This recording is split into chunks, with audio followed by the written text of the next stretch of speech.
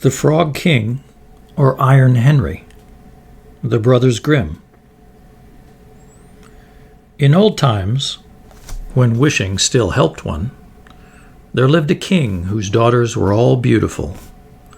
But the youngest was so beautiful that the sun itself, which has seen so much, was astonished whenever it shone in her face. Close by the king's castle lay a great dark forest, and under an old lime tree in the forest was a well. And when the day was very warm, the king's child went out into the forest and sat down by the side of the cool fountain. And when she was bored, she took a golden ball and threw it up on high and caught it, and this ball was her favorite plaything. Now it so happened that on one occasion the prince's golden ball did not fall into the little hand which she was holding up for it, but onto the ground beyond and rolled straight into the water. The king's daughter followed it with her eyes, but it vanished, and the well was deep, so deep that the bottom could not be seen. At this she began to cry, and cried louder and louder, and could not be comforted. And as she thus lamented, someone said to her, "What ails you, king's daughter? Your tears would melt a heart of stone." She looked round to the side from where the voice came and saw a frog stretching forth its thick, ugly head from the water. "Ah, old water splasher, is it you?" she said. "I'm weeping for my golden ball, which has fallen into the well." "Be quiet, and do not weep," answered the frog. "I can help you.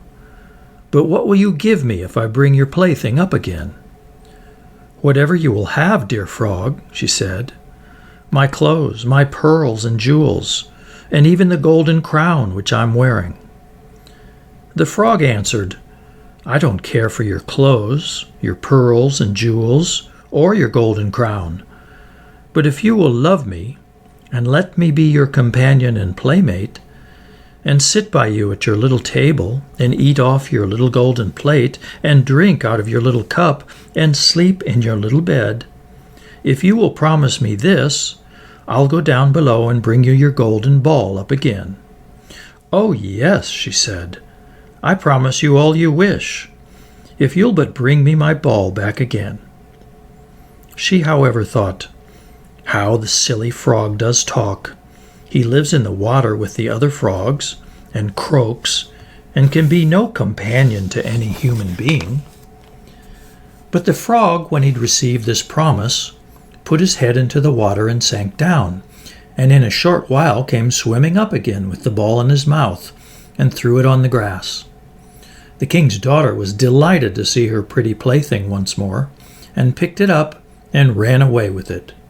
"Wait, wait," said the frog. "Take me with you. I can't run as you can."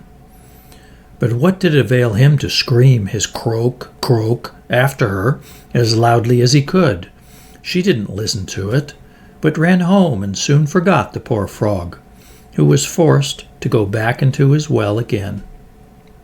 The next day, when she'd seated herself at table with the king and all the courtiers, and was eating from her little golden plate, something came creeping, splish, splash, splish, splash, up the marble staircase, and when it had got to the top, it knocked at the door and cried, "Princess, youngest princess, open the door for me."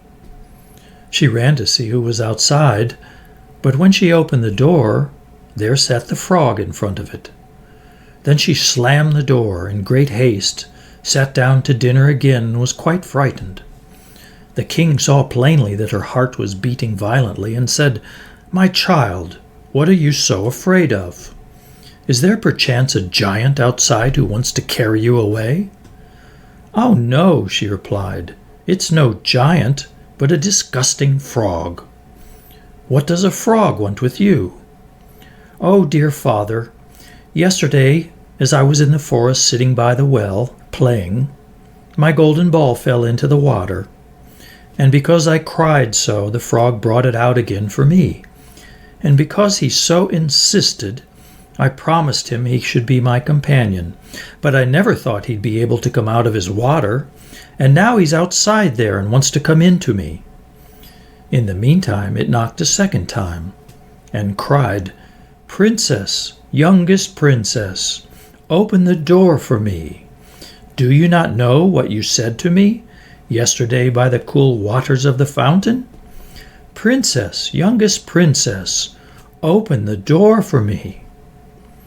Then said the king, "That which you have promised you must perform. Go and let him in."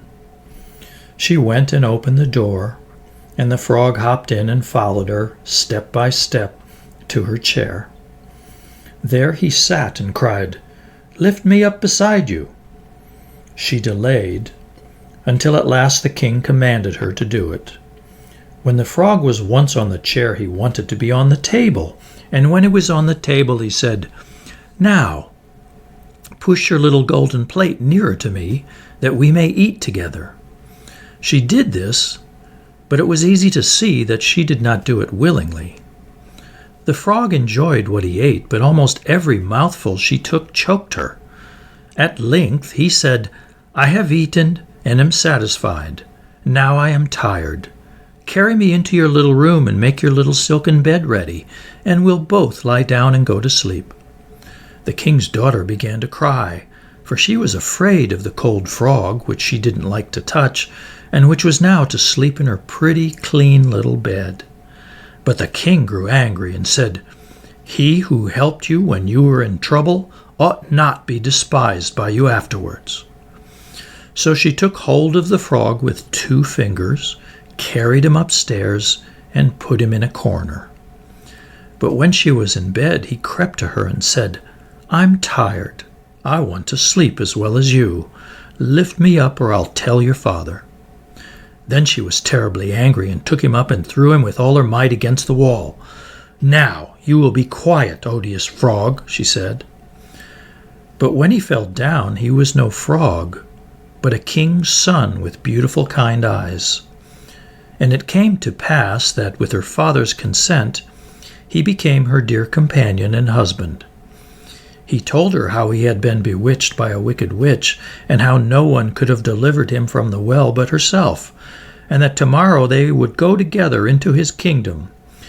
Then they went to sleep, and next morning when the sun awoke them, a carriage came driving up with 8 white horses, which had white ostrich feathers on their heads, and were harnessed with golden chains. And behind stood the young king's servant, Faithful Henry.